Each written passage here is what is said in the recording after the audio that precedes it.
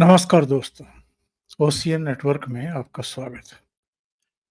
ये करीब 21-22 साल पुरानी बात है, संभवतः 2001 या 2002 की।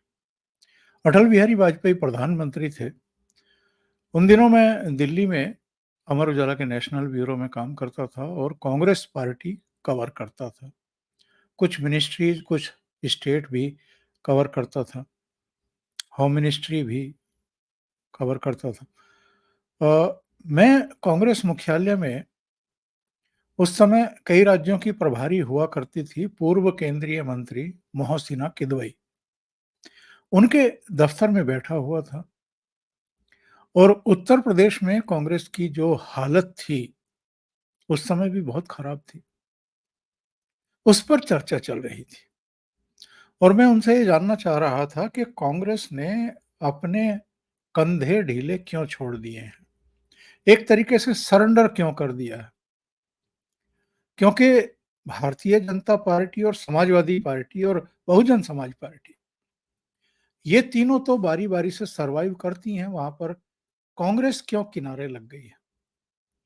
तो मोहसिना किदवई ने कहा कि हम नेशनल पार्टी हैं। हालाँकि नेशनल पार्टी तो भारतीय जनता पार्टी भी उस समय तक बन ही चुकी थी। अटल जी प्राइम मिनिस्टर थे। लेकिन उनका कहना था कि कांग्रेस के कुछ सिद्धांत हैं, वो जाति-पाति की राजनीति नहीं कर सकती। धर्म आधारित राजनीति भी हम लोग खुलेआम नहीं कर सकते। जैसा भारतीय जनता पार्टी पर उस समय आरोप लगाए जाते थे, सो कॉल्ड धर्मनिरपेक्ष पार्टियों की तरफ से। एक दौर वो था साहब, मोहसिना किदवई कह रही थी कि हम लोग जाति-पाति की राजनीति नहीं कर सकते और नहीं करेंगे कभी, और धर्म की खुलेआम राजनीति भी नहीं करेंगे। लेकिन आज 2024 है, पीढ़ी बदल गई है और इस बीच कांग्रेस पार्टी 2004 में सत्ता में भी आ गई थी, मनमोहन सिंह प्रधानमंत्री बन गए थे। और कोई ऐसा भी नहीं है कि एक ही कार्यकाल के लिए बने हों, लगातार 2 कार्यकाल के लिए प्रधानमंत्री बने, 2004 से 2009 तक और 2009 से 2014 तक 10 साल राज किया। 10 साल के उस शासन में वो सारे काम कर सकते थे ये लोग, जो अब नरेंद्र मोदी की सरकार से चाहते हैं। जो किसानों की फसल खरीद की गारंटी वाला कानून है, वो भी पारित कर सकते थे। स्वामीनाथन आयोग की रिपोर्ट भी लागू कर सकते थे। किसने रोका था? लेकिन तब तो सारी चीजें इन्होंने ठंडे बस्ते में डाल दी और दबी जबान से मीडिया के जरिए ये कह दिया जाता था कि ये मांगे मानना संभव ही नहीं है, व्यावहारिक ही नहीं है। लेकिन जब 2014 में इनके हाथों से सत्ता निकल गई, इनको लगा कि ये कभी-कभी हो जाता है, 5 साल बाद सत्ता तो अपने पास ही आनी है। लेकिन 2019 में भी नहीं आई और इन दोनों चुनाव में कांग्रेस की बहुत बुरी हार हुई। 2014 में 44 सीटों पर सिमट गई और 2019 में 52 सीटों पर रह गई। हालांकि जितने राहुल गांधी और उनके संगी साथी आजकल उछल रहे हैं, उससे तो ऐसा लग रहा है कि जैसे इनकी कई गुना सीटें बढ़ गई हों।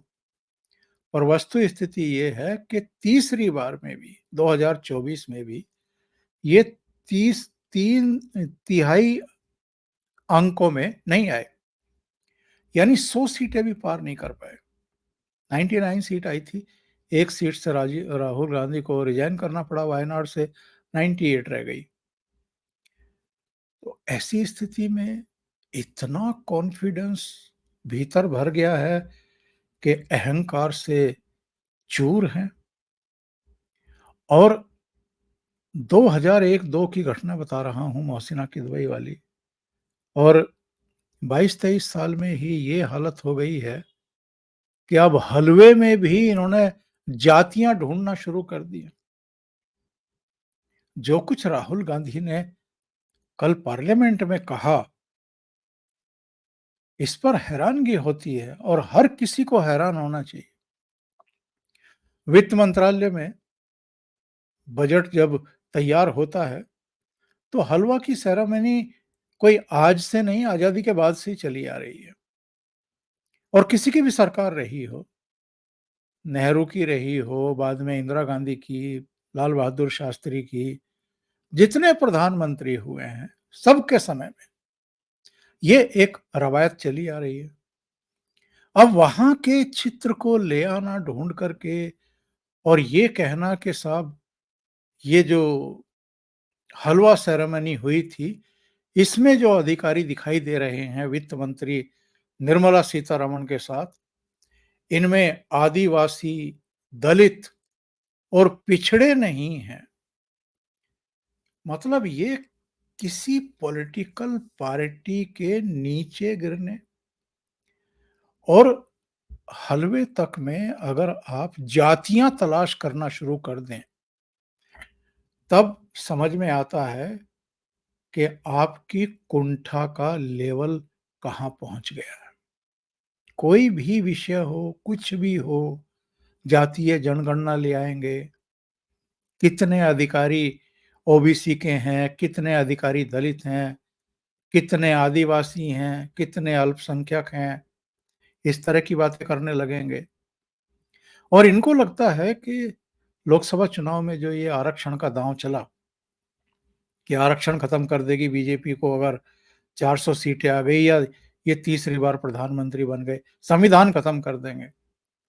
ये राग आलाप करके इन्होंने जो कन्फ्यूजन क्रिएट किया और उसकी वजह से जो इनको सीटें मिल गई बढ़ करके, और कुछ दूसरे राज्यों में भी अलग-अलग पॉलिटिकल पार्टियों को सीटें मिल गई, उससे ये अब इतने उत्साहित हैं कि कुछ भी कर रहे हैं।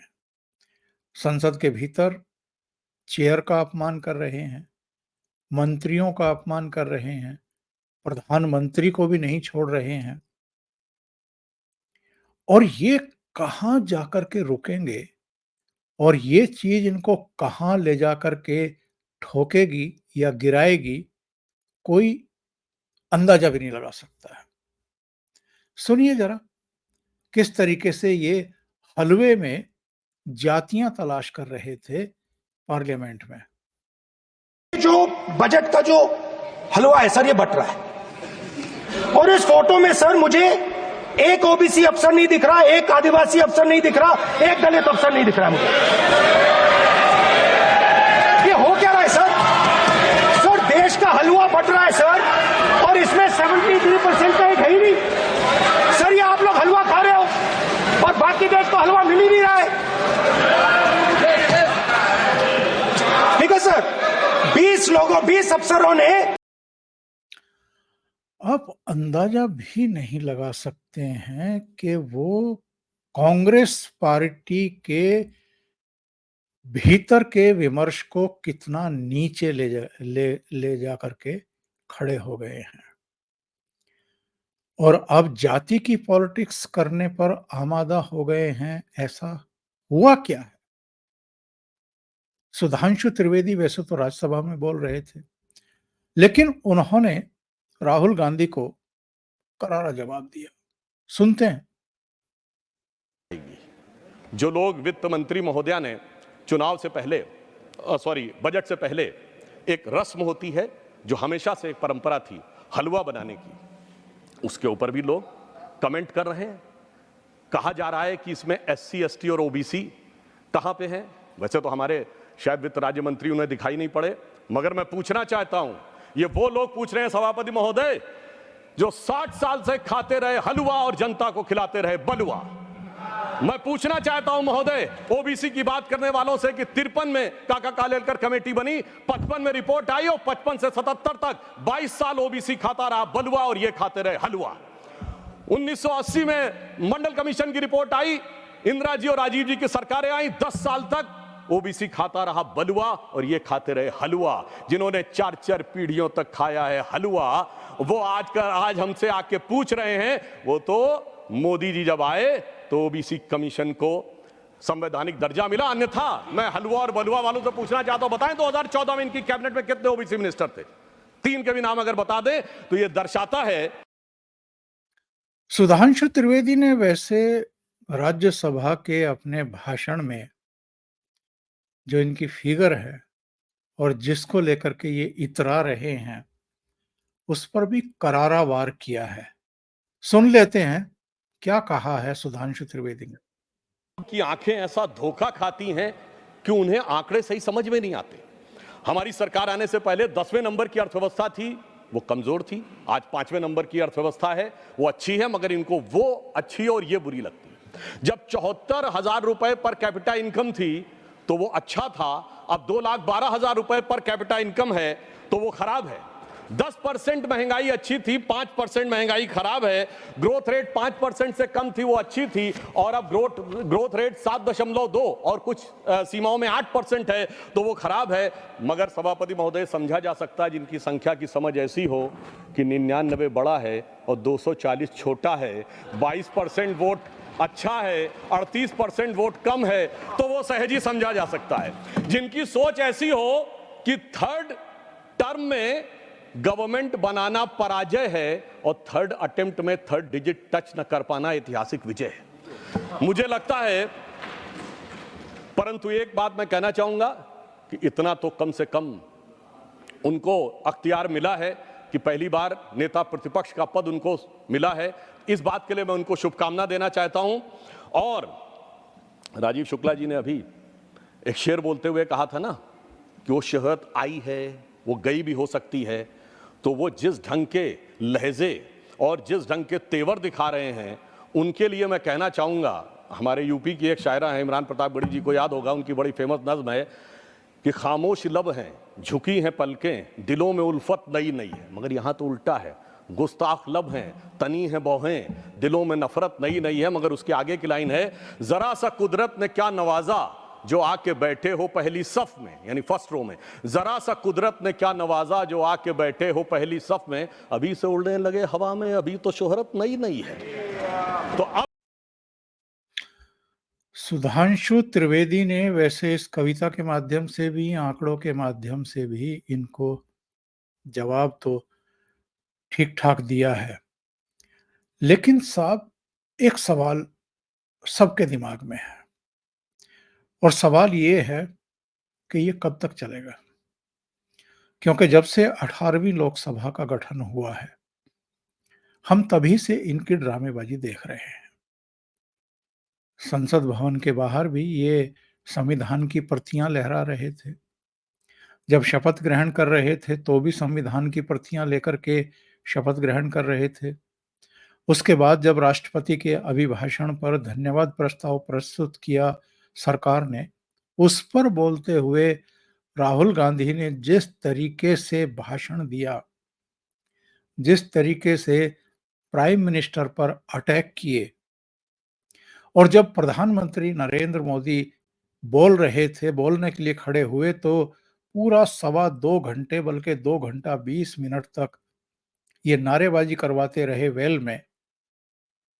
ये तीसरी बार प्रधानमंत्री बनकर के नरेंद्र मोदी ने तो हिस्ट्री क्रिएट की है, क्योंकि 60 साल बाद ऐसा हुआ है कि निरंतरता में कोई तीसरी बार प्रधानमंत्री बना है। और ग्लोबली जो उनका आज स्थान है, वो भी एक नए पायदान पर, नई ऊंचाई पर है। लेकिन इनका जो फ्रस्ट्रेशन का लेवल है, मैंने कल भी एक प्रोग्राम किया था इस पर, कि क्या तीसरी बार जो रिजेक्शन हुआ है जनता के द्वारा, उससे फ्रस्ट्रेशन का लेवल इतना बढ़ गया है कि आप कोई एक शब्द पकड़ते हैं और उसके बाद फिर उसी के इर्द गिर्द जो है वो सारी चीजों को घुमाते रहते हैं, वार करते रहते हैं। कल भी हमने देखा पार्लियामेंट में, ये जब बोलने के लिए खड़े हुए बजट पर, तो बजट पर तो कुछ नहीं बोले, लेकिन एक चक्रव्यूह शब्द कहीं से इनके हाथ लग गया या इनका कंटेंट तैयार करने वालों ने इनको पकड़ा दिया और हर मामले में बेरोजगारी है तो बेरोजगार को चक्रव्यूह में फंसा दिया। अडानी अंबानी को ले आए, किसानों को ले आए, बहन बेटियों को ले आए, पता नहीं किस किस को जो है और किस तरह की लैंग्वेज का इस्तेमाल कर रहे थे ये। और फिर हलवे को ले आए कि साहब जो अफसर जिन्होंने हलवा तैयार करके बांटा, आपस में बांट लिया और दलितों को और आदिवासियों को और पिछड़ों को तो हलवा मिला ही नहीं। बजट एक चक्रव्यूह की तरह हो गया है।